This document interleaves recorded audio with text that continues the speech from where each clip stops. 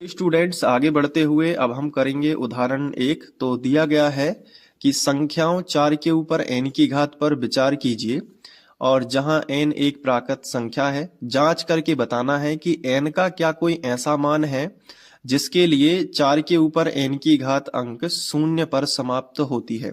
सबसे पहले सवाल को समझ लो क्या लिखा है। इसमें दिया गया है कि एक संख्या है, संख्या क्या है, 4 के ऊपर n की घात। अब इन्होंने कहा है कि n की जगह पे हम ऐसा कौन सा मान रख सकते हैं कि जो टोटल आंसर है वो ऐसा आए कि उसका इकाई अंक शून्य हो। इकाई अंक शून्य का मतलब, जैसे आपने संख्याएं देखी होंगी, जैसे 10 है तो 10 में ये इकाई कहलाती है और ये दहाई कहलाती है। आप सभी जानते हैं ना कि ये क्या है, इकाई है, और ये क्या है, दहाई है। तो बताइए इसमें इकाई अंक क्या है, 0 है। जैसे आपने देखा होगा 500 लिखा कहीं, तो 500 में भी ये इकाई का अंक है, ये दहाई का अंक है और ये सैकड़ा कहलाता है। तो इसमें भी देखो इकाई अंक क्या है, 0। मतलब ये है कि n का क्या कोई ऐसा मान हम रख सकते हैं कि जब 4 के ऊपर उतने की घात हो तो ऐसा कोई उत्तर आए कि उसका इकाई अंक क्या बने, 0 बने। मतलब n के ऊपर हम क्या रखें, 5 रखें, 6 रखें, 7 रखें, कि जो उत्तर आए वो 0 हो। और अगर वास्तव में अगर ऐसा कोई मान आ भी रहा है या नहीं आ रहा है, ये बताना है कि n का क्या कोई ऐसा मान हो सकता है। ठीक है, तो ये सवाल काफी अच्छा है। सबसे पहले क्या करना है कि अब आपको बताना है कि जिन संख्याओं के पीछे 0 आता है, जो शून्य पे समाप्त होती हैं, वो कौन कौन सी हैं। तो आप सिंपली बता दोगे कि सर जैसे 10 हो गया, जैसे 20 हो गया, जैसे 30 हो गया, 50 हो गया, 500 हो गया, है ना, 100 हो गया। ये शून्य पे समाप्त होने वाली संख्याएं हैं। जब इनके गुणनखंड निकालोगे तो जैसे 10 के गुणनखंड निकालोगे तो क्या आएगा, 2 गुणित 5, 5 दूनी 10 होता है। तो 10 के गुणनखंड क्या आ गए, 2 गुणित 5। जैसे मैं कहूं कि चलो 20 के गुणनखंड बताओ, तो क्या करोगे, 2 दूनी 4 और 4 पंचे 20। ऐसे गुणनखंड निकालोगे तो यही आएंगे अभाज्य गुणनखंड।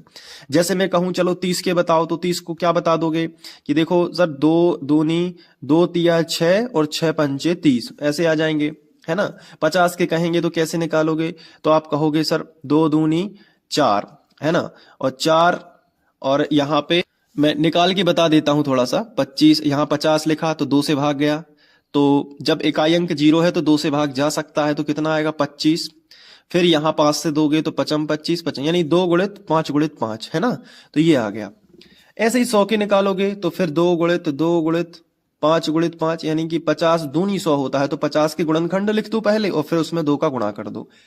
तो ये उन संख्याओं के गुणनखंड हैं जिनका इकाई अंक क्या हो रहा है, 0 हो रहा है। बहुत ध्यान से समझना, जिनका इकाई अंक क्या हो रहा है, 0, जो शून्य पे समाप्त हो रही हैं। हम ऐसे भी बोल सकते हैं ये वो संख्याएं हैं जो शून्य पे क्या हो रही हैं, समाप्त हो रही हैं। तो ये सभी संख्याएं शून्य पे समाप्त हो रही हैं। तो आप देखो इन सभी के गुणनखंड कितने कितने आ रहे हैं, 5 5। मतलब जो संख्याएं शून्य पे समाप्त होती हैं, जो संख्याएं शून्य पे समाप्त होती हैं, उनका एक गुणनखंड 5 निश्चित ही रहता है। आप दुनिया की कोई भी संख्या उठा के ले आइए जो शून्य पे समाप्त हो, उसका एक गुणनखंड 5 तो रहेगा ही रहेगा। क्लियर है कि नहीं। तो उसका एक गुणनखंड जब 5 रहेगा तो अपनी जो संख्या है 4 के ऊपर n की घात, उसको समझो।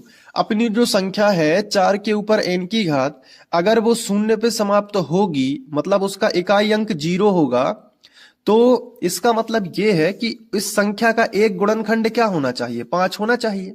क्या होना चाहिए, 5।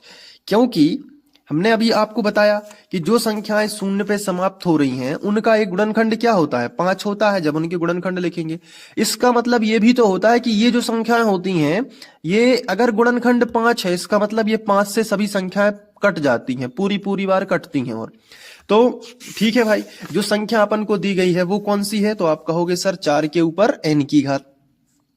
तो 4 के ऊपर n की घात अगर शून्य पे समाप्त हो रही है, तो इसका मतलब इस संख्या का एक गुणनखंड कौन होना चाहिए, 5। तो क्या इसका एक गुणनखंड 5 है, चलो निकाल के देख लेते हैं। तो 4 के गुणनखंड क्या होंगे, 2 गुणित 2। आप कहोगे सर 4 के गुणनखंड क्या है, 2 गुणित 2। इसके ऊपर कितने की घात लगा दोगे, n की घात लगा दोगे।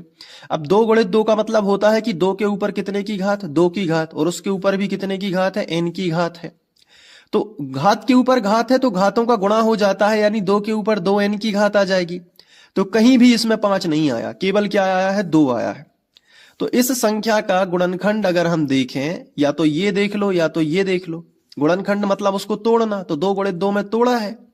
तो 4n के ऊपर जो हमने देखा है तो उसका गुणनखंड कहीं भी 5 नहीं आया है, मतलब 4 के ऊपर n की घात का n का ऐसा कोई भी मान नहीं होगा जिस पे वो संख्या 0 पे समाप्त हो जाए। मतलब n की जगह पे तुम दुनिया की कोई भी संख्या रख दो, इसका जो आंसर आएगा उसमें इकाई अंक कभी भी 0 नहीं हो सकता। ये उदाहरण 1 है। तो आपको क्या करना है, बहुत सिंपल तरीके से लिखना है कि दी गई संख्या, और जो संख्या दी गई है वो लिख लेना। क्या दी गई है, 4 के ऊपर n की घात। एग्जाम में ऐसे ही लिखना है। अब इस संख्या के गुणनखंड तोड़ देना है। तो कैसे तोड़ोगे, 4 के गुणनखंड 2 दूनी 4 होता है, तो 2 गुणित 2 और इसके ऊपर कितने की घात लगा लेना, n की घात लगा लेना। अब इसमें देखो इसके गुणनखंड में कहीं भी 5 नहीं आया है, 2 और 2 ही आया है। तो हम यहाँ पे लिखेंगे, या फिर इसको थोड़ा सा और आगे बढ़ा देंगे कि 2 गुणित 2 का मतलब क्या होता है, 2 के ऊपर 2 की पावर, क्योंकि 2 कितने बार लिखा है, 2 बार। और इसके ऊपर कितने की पावर लगा दोगे, n की पावर, यानी n की घात लगा दोगे। अब देखो यहाँ पे घात के ऊपर जब घात हो तो गुणा हो जाता है, तो 2 के ऊपर कितने की घात आ जाएगी, 2n की। 2 का गुणा n में कर दो तो कितना हो गया, 2n। अब लिखोगे यहाँ पे कि यहाँ अभाज्य गुणनखंड 5 नहीं है, यहाँ अभाज्य गुणनखंड 5 नहीं है, अतः n का कोई भी ऐसा मान नहीं है जिससे संख्या 4 के ऊपर n की घात 0 पे समाप्त हो सके। तो ये इस तरीके से आपको हल पूरा लिख के आना है।